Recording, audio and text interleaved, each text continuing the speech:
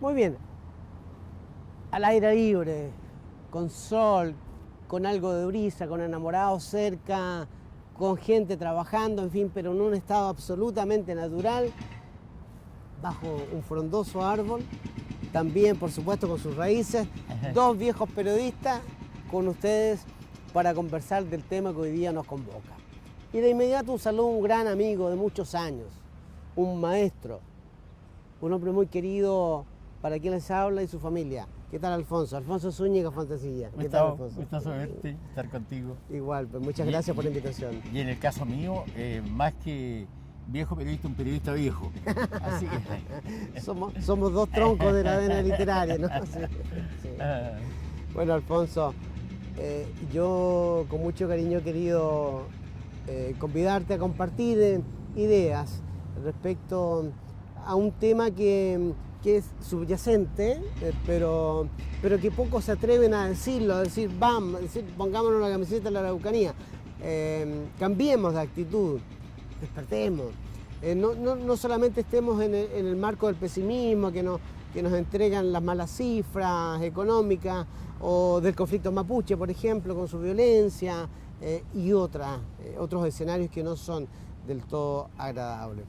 Entonces, nos propusimos, como antiguos hombres de las letras y vecinos de esta ciudad, en general, a través de estos testimonios como los que hoy día vamos a conversar y hacer, tratar de sembrar una pequeña semilla, Alfonso.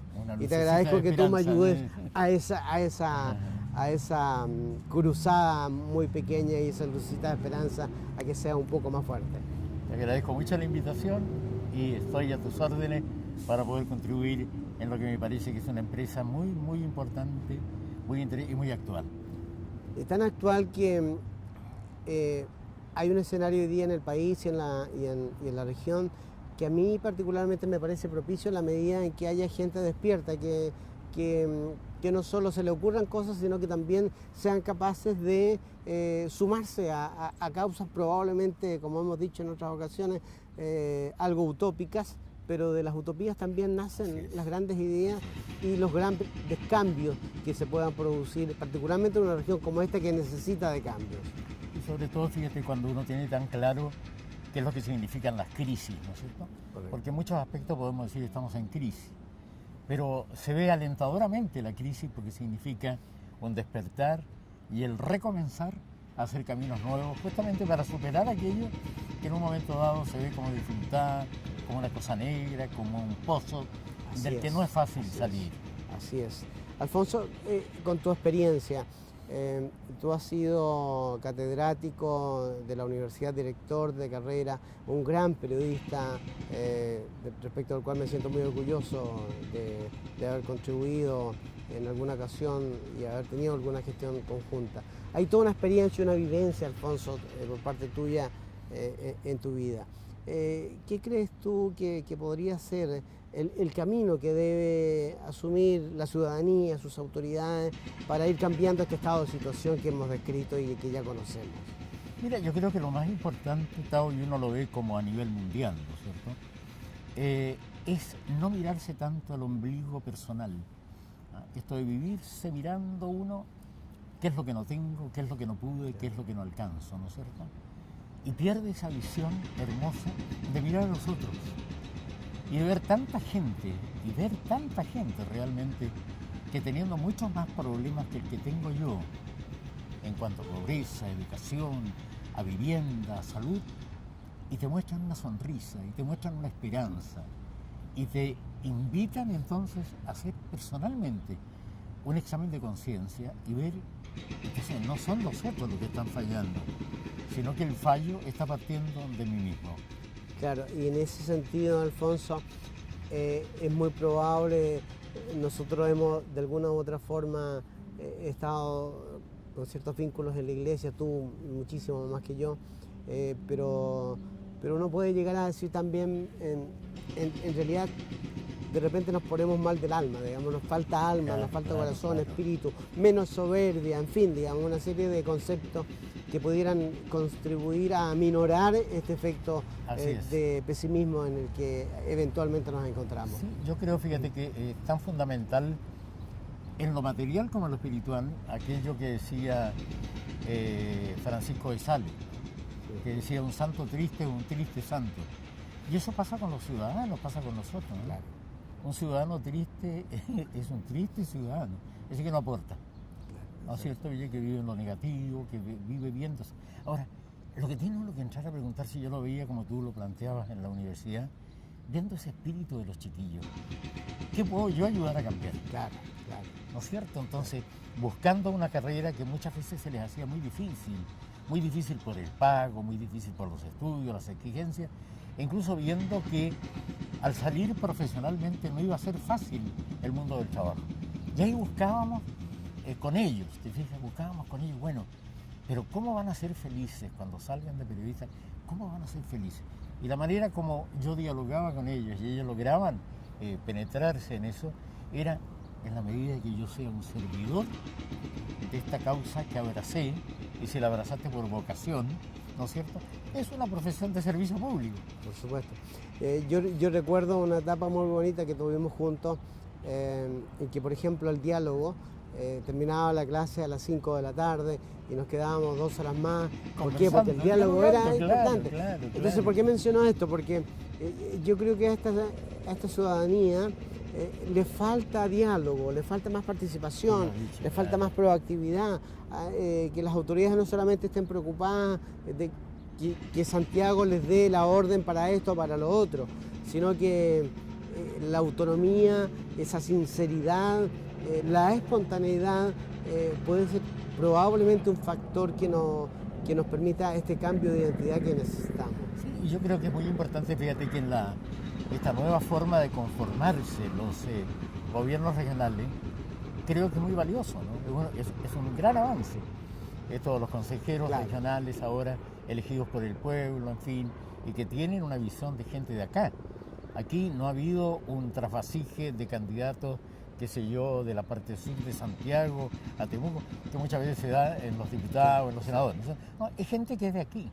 Es decir, entonces, que nos vamos a poder mirar mucho más a los ojos, nos van a poder exigir más, proponernos, porque también vamos a saber de quién viene la proposición y quién me puede estar tirando las orejas y vale la pena, no vale la pena, sí vale la pena.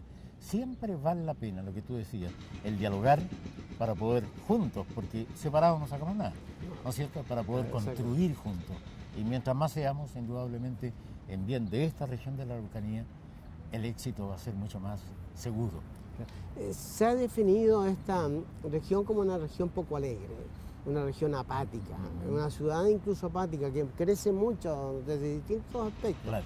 Pero como hablábamos recién y señalaba, en el alma de las personas parece no existir esa alegría colectiva, por así decirlo. Creo que nos falta eso, una alegría colectiva. Sí. Fíjate que yo, no sé, yo he tenido la suerte de salir del país, de trabajar en Europa, ¿no es cierto? En fin, tú te acuerdas, en La Voz de Alemania. Claro que y sí. Entonces, bueno, vi un país de gente seria, porque trabajaba mucho, pero era gente que sabía entretenerse, que sabía disfrutar de la vida, lo que uno ve al lado de nuestros vecinos argentinos. Muchas veces hay gente con una situación económica modesta, ¿no es cierto?, pero que sabe disfrutar de la naturaleza, de salir con sus hijos, de salir a comer una cosita, ¿no? Y viven y hacen bromas, ¿no? Y de repente uno mismo se extraña de ese... Nosotros nos falta esa cosa, ese humor. De repente yo lo veo en la misma contacto cuando tú vas a un supermercado, a una farmacia, ¿no?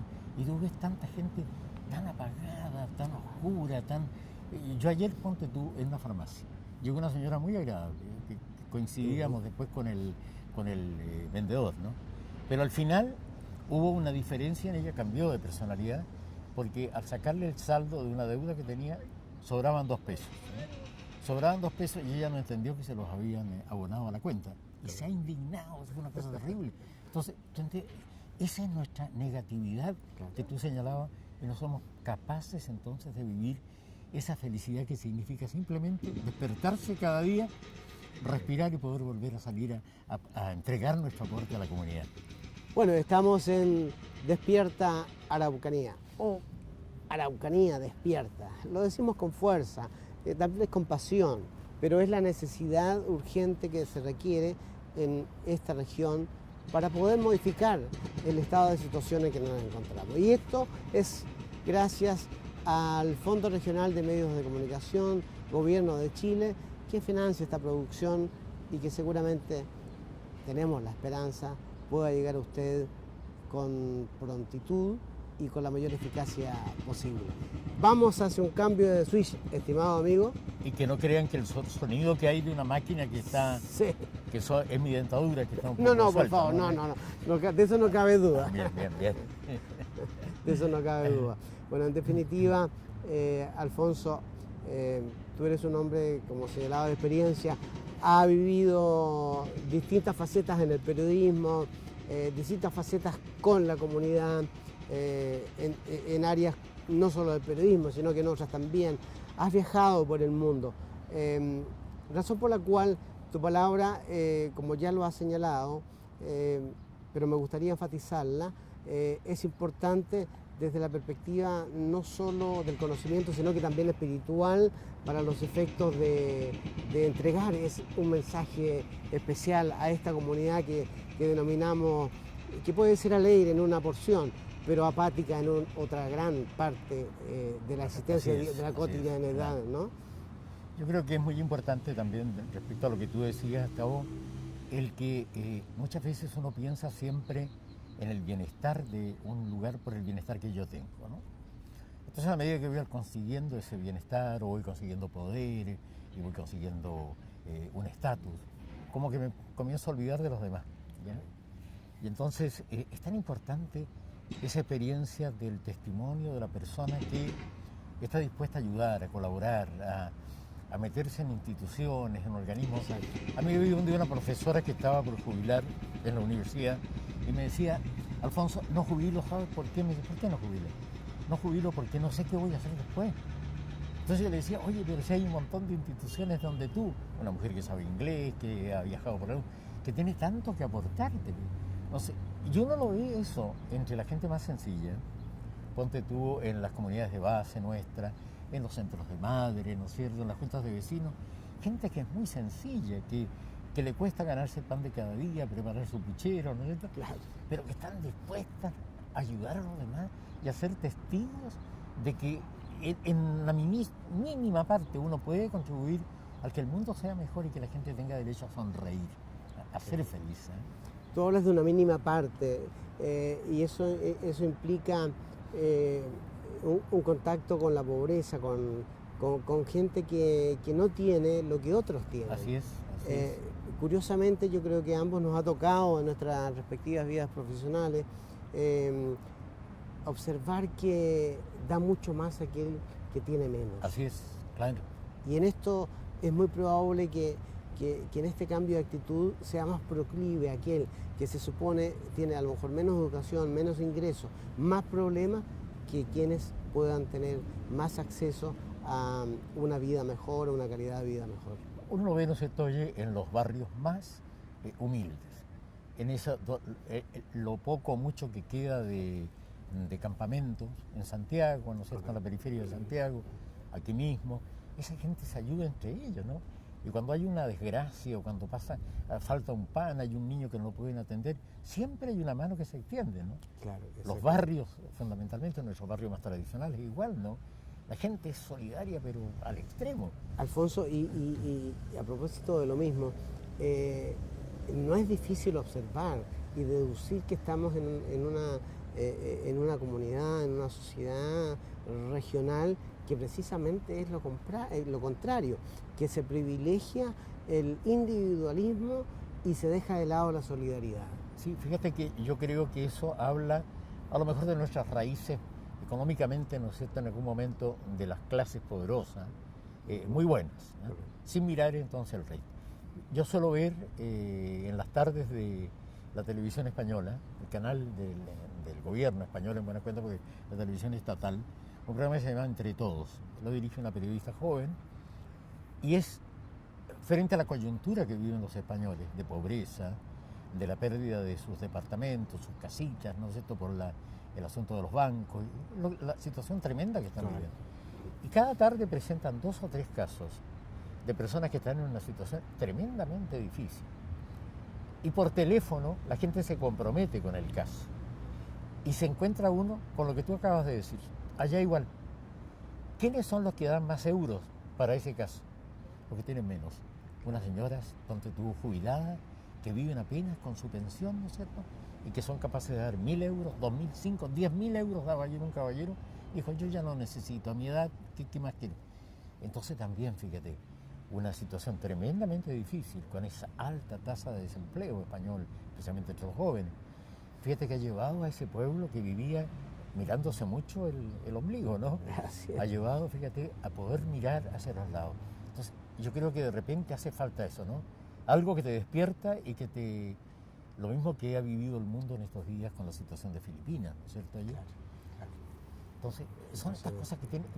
Pero, ¿cómo vamos a tener necesidad que se nos remezca en esa forma para poder entender, ¿no es cierto? Tan cruel, ¿no? Claro que sí, ¿no es cierto, oye?